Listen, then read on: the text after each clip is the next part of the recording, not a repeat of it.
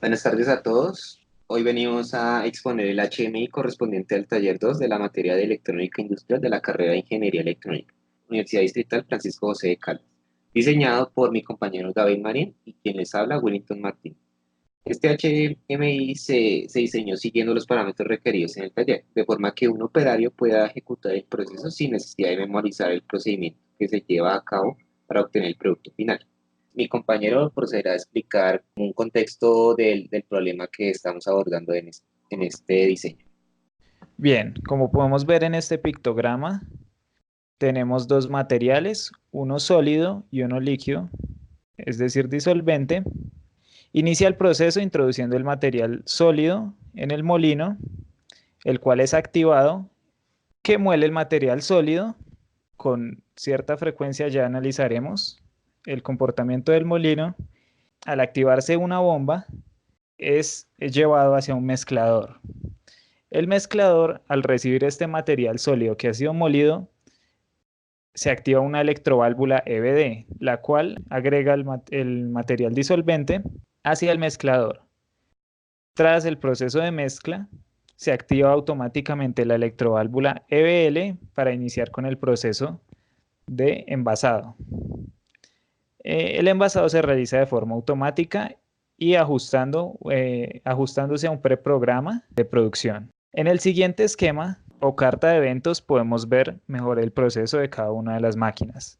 Al accionar un pulsador P en una primera fase, se activa el motor del molino en estrella y 5 segundos después pasa a triángulo o a delta. El motor del molino inicia en sentido de giro horario.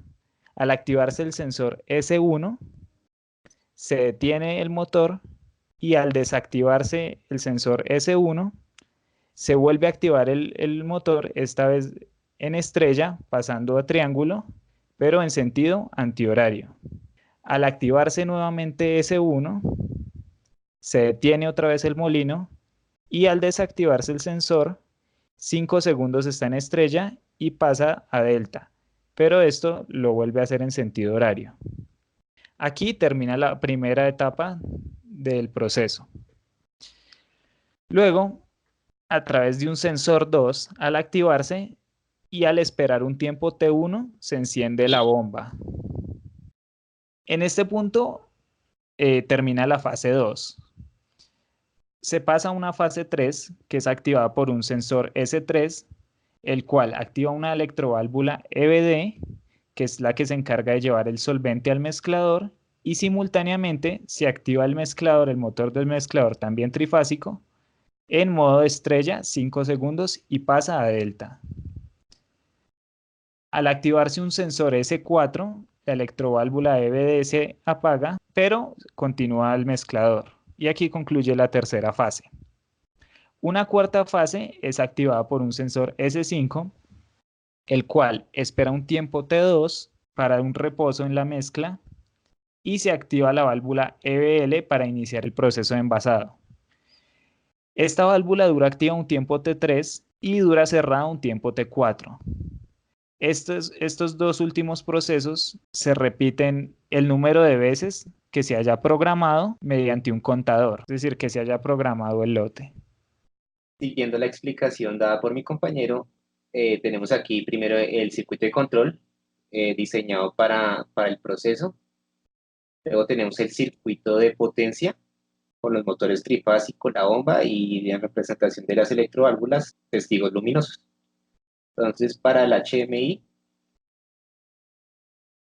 nosotros acá vamos a explicar cómo sería desde el punto de vista de un operario, pues teniendo en cuenta los requerimientos. Primero está el pulsador que arranca con todo el sistema.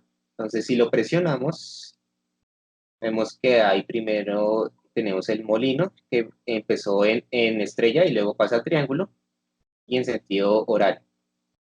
Vemos que el sensor, los testigos de los sensores nos indican a cuál sensor tengo que ir para poder realizar la siguiente fase del proceso. Para un operario no es necesario en este caso memorizarse todo el proceso, ya que esto lo evita.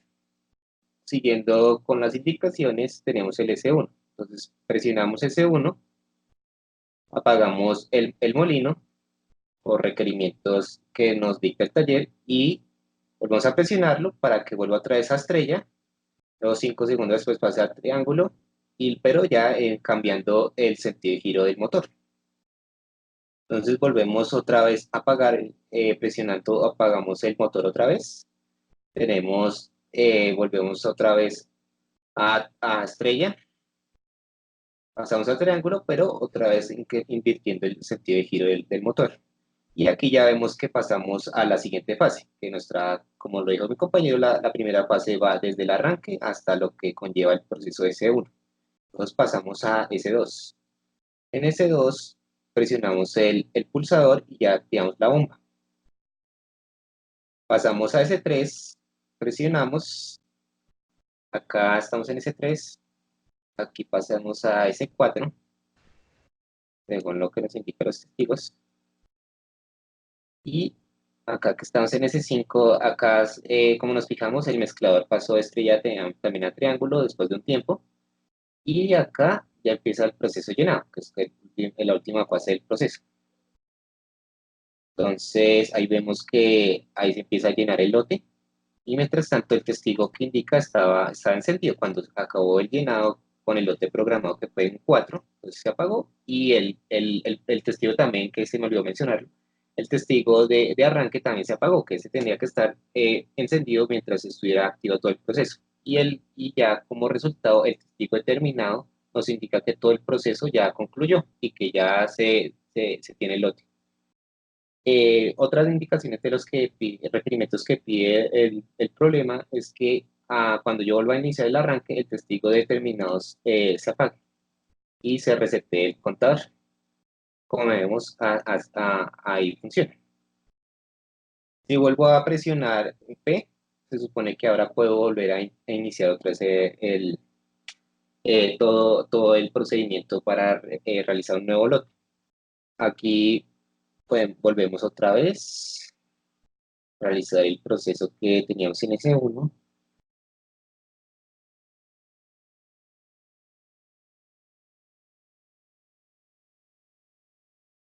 Esperamos un momento, listo.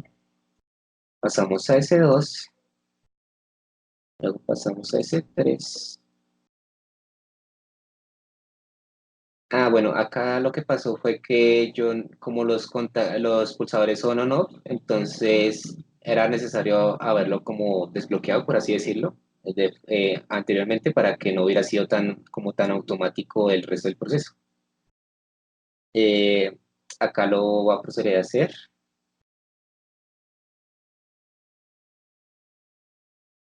Y ya explico por qué. Porque ahora vamos a probar la parte donde nos piden que realicemos una apaga de emergencia en caso de que la ocurra. Entonces vamos a probar desde el proceso S2. Entonces, digamos, yo presiono S2, ahí paso a S3, pero digamos que ocurre una emergencia y entonces es necesario parar el proceso. Entonces activo la emergencia. Botón de emergencia, un testigo de emergencia me indica que todo el sistema está bloqueado y la fase actual pues regresa a la anterior porque pues no la voy a realizar. Entonces hago un proceso de rearme para continuar con el proceso desde donde yo continué y vemos que otra vez pasa la fase 3. Vemos que el sistema está perfectamente diseñado para adaptarse a las características que nos exige el taller. Y eso es todo. Gracias por su tiempo.